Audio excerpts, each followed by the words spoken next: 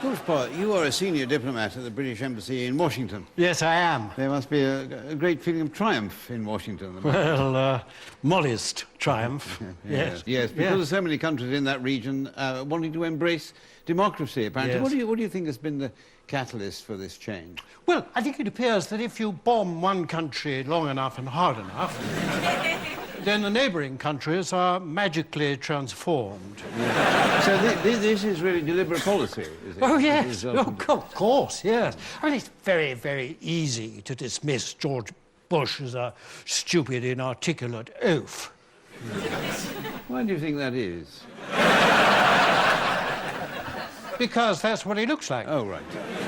But underneath that exterior, he's a man of amazing foresight. So he foresaw all this, and not just the elections in Iraq, but people power in Lebanon and the Ukraine, and contested presidential elections in Egypt, and even local elections in Saudi Arabia for the first time. Yes, well, he didn't only see it coming, he planned it. Did he? Yes, I mean, you think of those demonstrations a week ago in Beirut against Syria. Yes. Well, that was a complete vindication of George Bush's vision. And he said at the time, the people of America are on your side, and millions of people across the world are on your side. But what about the 500,000 people who demonstrated in Beirut in favour of the Syrians? Well, they don't count. There's an argument for saying that these developments, welcome though they are not the result of George Bush's deliberate policy, but the result of random events, really. In the case of the demonstrations in Beirut, they were provoked by the murder of the former Lebanese Prime Minister. In the region generally, it was the death of Arafat and so on. No, not at all. No, George Bush saw that murder coming. He didn't do it, did he? No. What happened was this. George Bush put pressure on Syria. Yes. By saying that although military invasion of Syria was out of the question, the matter was still on the table. Right. So the Syrians begin to feel very, very vulnerable. So they do the obvious thing.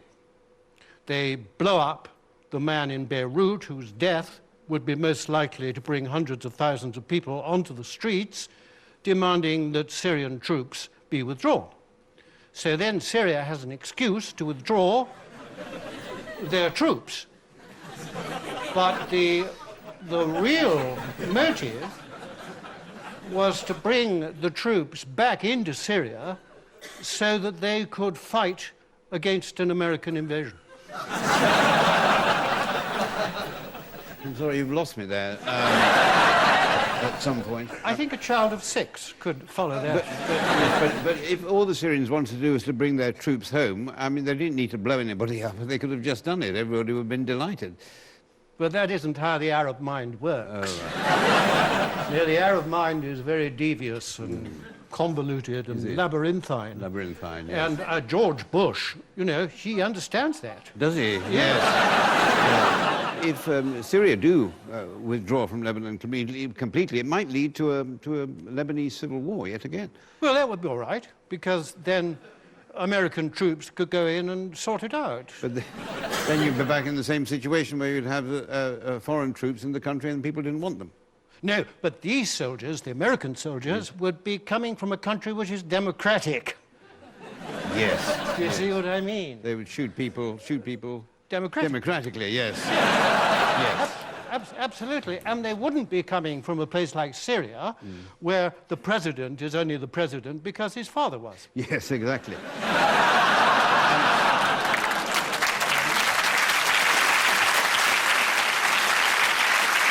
But if George Bush is so keen to spread democracy through the region, and indeed throughout the world as a whole, why does the United States still support so many undemocratic governments? Such as what? Well, in the Middle East there is Bahrain and Qatar and Oman and Kuwait and Saudi Arabia, and elsewhere there is Pakistan and Uzbekistan.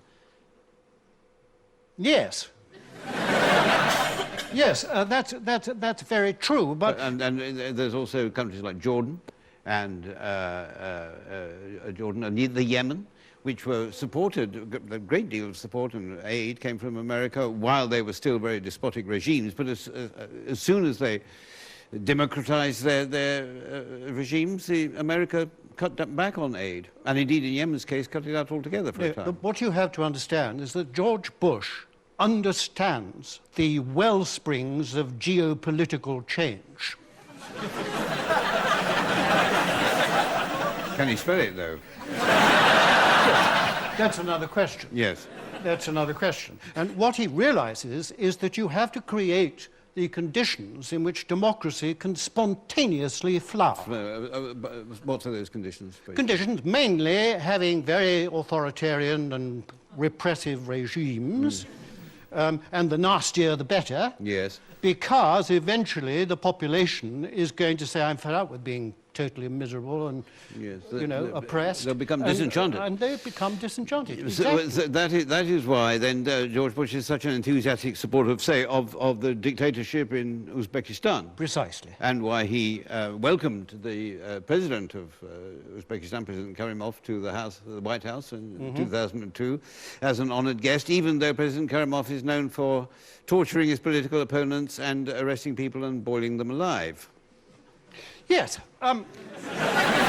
because, you see, George Bush could see that eventually the Uzbek people were going to say, hang on a minute, I think I'd rather have democratic elections than be boiled alive. Yes. And that is how progress takes place. Exactly. I mean, the most shining example, of course, are the elections in Iraq. Yes, they were very successful. But, I mean, the trouble about democracy is that sometimes it gives you results you don't want. I mean, for example, in the Iraqi case, what will happen if, say, at the end of the electoral process next year, the country emerges as being dominated by reactionary religious bigots?